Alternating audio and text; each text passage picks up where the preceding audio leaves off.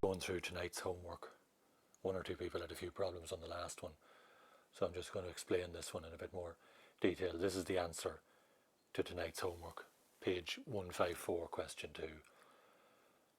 So you start off then drawing that shape, and then you set up the various other parts of the question, the line PQ, and then the different positions of the point A, A1, A2 and A3.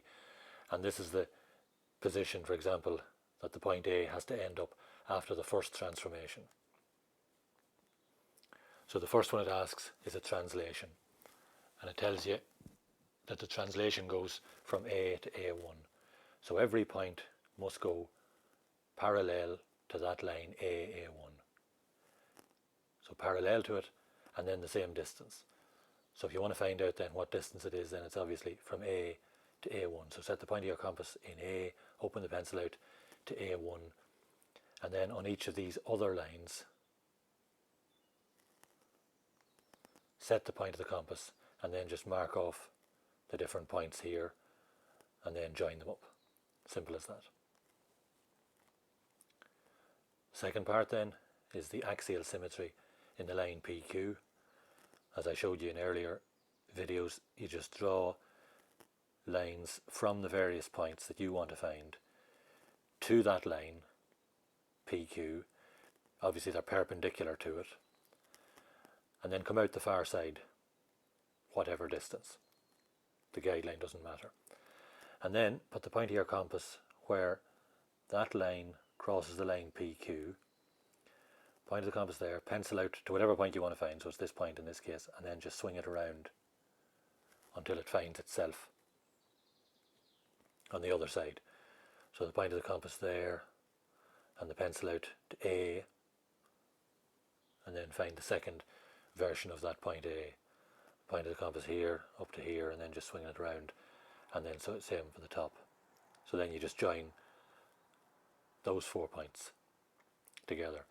And the key thing to remember in axial symmetry is that it's a mirror image in the line, wherever the line is. So in this case the line PQ. And then the final iteration of it is central symmetry. So then from each of the points going through the point Z in each case, and then point of the compass, it's handier this time because it just stays in Z, pencil out whatever point you want to find, and then just swing it round till it cuts its own line. So there, A2 going across there, we're looking for A3, we've already found it anyway, but still useful to show the construction. So point of the compass in Z, open it out to A2 and swing it round, and it'll find A3. Point of the compass in Z, open it out to that near point and just swing it around to there, and point of the compass still in Z, open it out to here and swing it around. So in central symmetry it's a kind of a twist.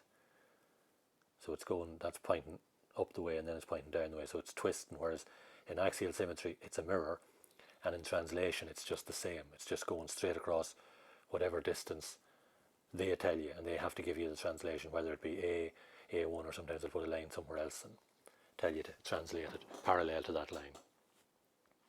So any questions, let me know on email.